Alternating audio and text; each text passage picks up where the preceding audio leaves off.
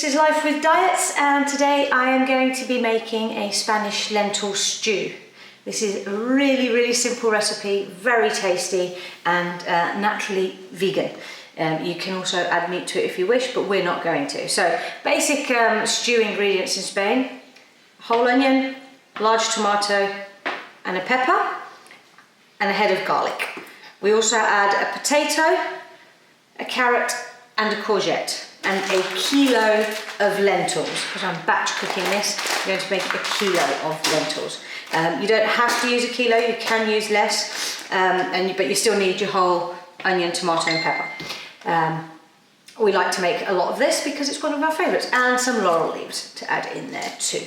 So I'm going to go ahead and wash my lentils properly. You need to make sure you properly rinse them through and stick them in the pan with the water. It's very simple recipe. Okay, so now I've got my 10 litre pressure cooker. You do not need to pressure cook lentils because they literally only take about 45 minutes to cook without.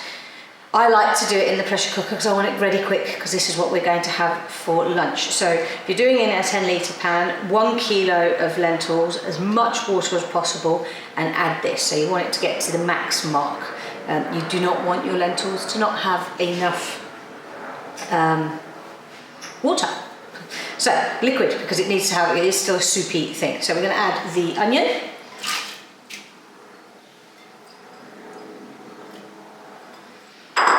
Pepper,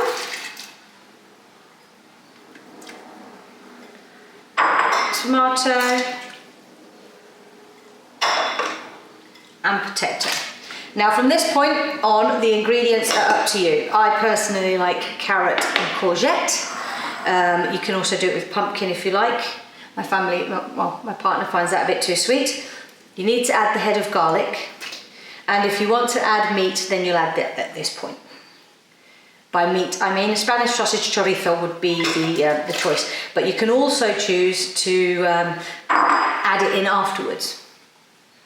So when you're serving, if you do have meat eaters, that's what I tend to do. I buy the chorizo separately and I add it while we're serving. So I'm going to pop the laurel leaves in there. So now that's nice and full.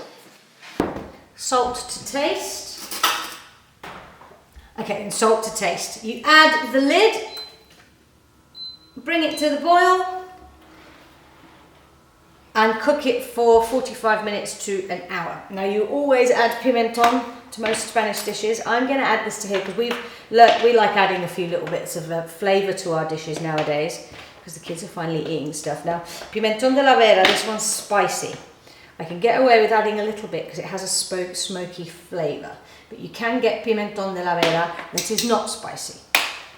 This will also substitute for that chorizo flavour, but the pimenton dulce, I'm going to put a whole teaspoon in. And there you have it. Stick the lid on it and you're done. I personally also like to add some ground cilantro. So, I've cooked the lentils now. And this is what we get afterwards. Trusty ladle.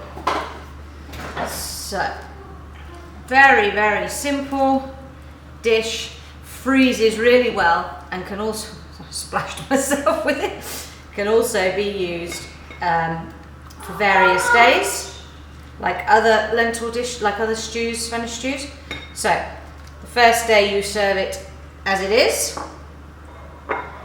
The second day you can serve it with rice.